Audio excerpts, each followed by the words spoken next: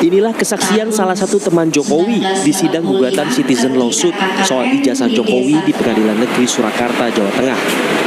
Dalam pemeriksaan saksi kemarin, dua teman Jokowi saat mengikuti kuliah kerja nyata di Desa Ketoyan, Boyolali, Jawa Tengah tahun 1985 dihadirkan.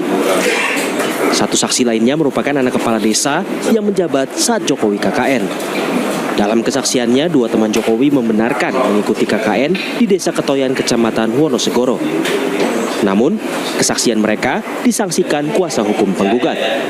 Dari semua saksi, meskipun mereka mengatakan KKN di Desa Ketoyan, tidak satupun bisa membuktikan syarat-syarat akademik, termasuk kami kan pernah KKN, punya itu buku laporan KKN yang pertama, kami juga punya sertifikat pernah KKN, ternyata mereka tidak tahu. Kalau saya tahu teman-teman saya dan sebagainya, dan yang paling prinsip dan sangat menentukan itu pertanyaan jebakan saya apakah Anda merusak dirugikan dengan gugatan CLS? Semua saksi mengatakan dirugikan dengan gugatan CLS.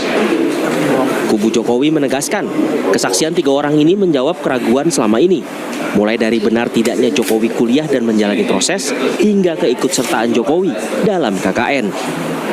Pada intinya, kami ingin membuktikan bahwa benar Bapak Joko Widodo yang pada akhirnya berhak untuk mendapatkan gelar akademik insinyur Fakultas Kehutanan dan berhak untuk mendapatkan ijazah Fakultas Kehutanan UGM karena memang sudah melalui proses sesuai ketentuan akademik sebagaimana berlaku di UGM. Selain soal keikutsertaan dan kegiatan KKN, teman-teman Jokowi mengungkap panggilan sayang pada Jokowi semasa KKN dulu. Panggilan ini sengaja dipilih karena dirasa mudah dan keren. Nah, kalau panggil Jok kan sudah biasa gitu ya. Pengen lain daripada yang lain, itu biar keren gitu ya, Jack akhirnya. Kami berempat yang memanggil Joko Widodo adalah Jack. Benar. Jokowi gimana kalau Pak dipanggil Jack itu responnya? Oh, positif. Suka berarti ya? Oh, suka. Selain keaslian soal ijazah, satu hal yang kerap jadi perdebatan adalah foto Jokowi di ijazah yang mengenakan kacamata.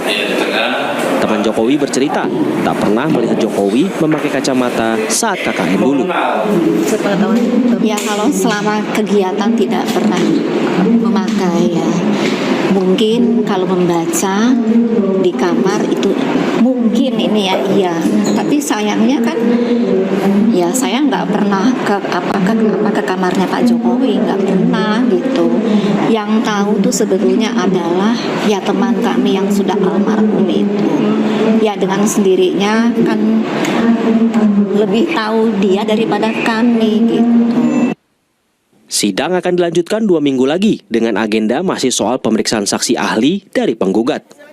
Seperti diketahui, dua alumni UGM, Top Taufan dan Bangun Sutoto, melayangkan gugatan citizen lawsuit di Pengadilan Negeri Surakarta. Selain Jokowi, mereka juga menggugat Rektor UGM, Wakil Rektor UGM, dan Polri. Widi Nugroho, Kompas TV, Solo, Jawa Tengah. Kemarin dia katanya teman kuliah 5 tahun tapi tidak pernah tahu kabar kalau temannya itu jadi wali kota. Ini kan mengukur kejujuran. Saksi menjawab. Ya. Oh ya tahu saja kalau memang itu maksudnya. Ya. Pada saat dia itu bertemu yang di luar.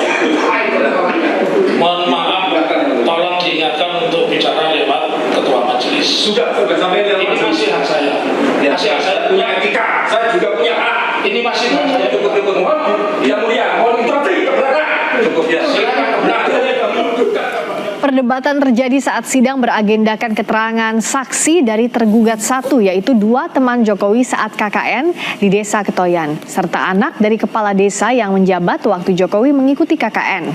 Pihak kuasa hukum Jokowi menilai pertanyaan dari pihak penggugat kepada saksi Rice Wijaya tidak sesuai dengan pokok persidangan. Sementara dari pihak penggugat mengaku reaksi dari kuasa hukum Jokowi adalah bentuk kepanikan. terkait dengan protes keras karena pertanyaan yang disampaikan tidak substansial, semisal ada tidaknya listrik dan seterusnya, itu kan bukan substansi.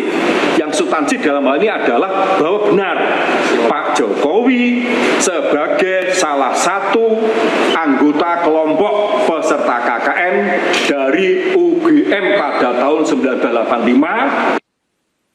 Yang saya tidak dilarang, tidak ditegur palu oleh hakim, itu hak kami. Kami juga tidak menginterupsi rekan kami Pak JP Irfan. Secara pribadi saya tidak ada masalah dengan Pak JP Irfan, tetapi yang tadi, yang seru tadi ya, yang Anda kebetulan juga rekam semua, meskipun tidak live, itu menunjukkan kepanikan. Berkas yang kembali dilengkapi yakni perkara yang menjerat tersangka klaster Roy Suryo, Rismon, Sianipar, dan Tifauzia Tiasuma. Sebelumnya, saudara, berkas perkara Roy Suryo CS diserahkan ke Kejaksaan, namun dikembalikan dengan beberapa catatan.